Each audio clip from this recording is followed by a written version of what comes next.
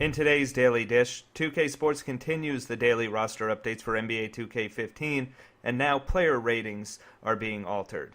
2K is holding a sweepstakes for a trip to the All-Star Game, and the latest Press Row Hangout was held over the weekend. I talked about 2K Sports' new dedication to roster updates with NBA 2K15 last week. It's an important development given how weak post-release support has been for the series in the past. Roster updates were sporadically completed, meaning they were generally inaccurate, often even lacked players who were on the rosters, and ratings were rarely adjusted. That's changed this year with new daily updates that will hopefully continue throughout the season. Not only is player movement and injuries involved, but they're also changing up accessories and shoes to best match what has been seen in the actual NBA games. There's a dedication there that has been lacking for the series, and it's great to see. Over the weekend, the first changes to player ratings were made after a few games were in the books for each team. Klay Thompson and Chris Bosh have been the biggest beneficiaries so far, as both have moved up 2 overall points. However, just seeing attention being paid to daily performance in the league in general is really encouraging, whether those rating adjustments are subtle or more significant. It'll be important to keep up this consistency over the course of the season, and if they do, that'll be a big step forward for the series in an area that has been much criticized in the past. 2K Sports is holding a sweepstakes, with the grand prize being a trip for 2 to the NBA All-Star Game in February.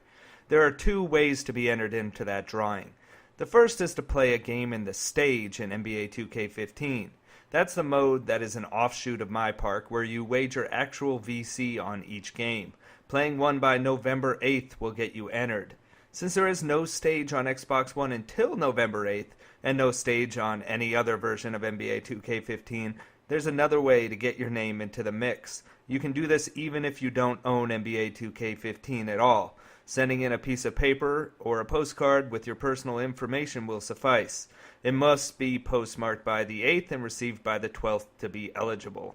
So there you go. It's worth being in the mix for that drawing, so play a game in the stage, or send in your info if you wish to qualify. The latest live Press Row Hangout took place over the weekend. The show went on much longer than we generally shoot for. It just turned out that everyone had a lot to say on each topic. The full show can be watched in its entirety through the Pastapadre YouTube account. I'll link to it in the description as well, but to make things easier, I'm also breaking it into segments to post on Pastapadre.com. The first 2 of those went up today.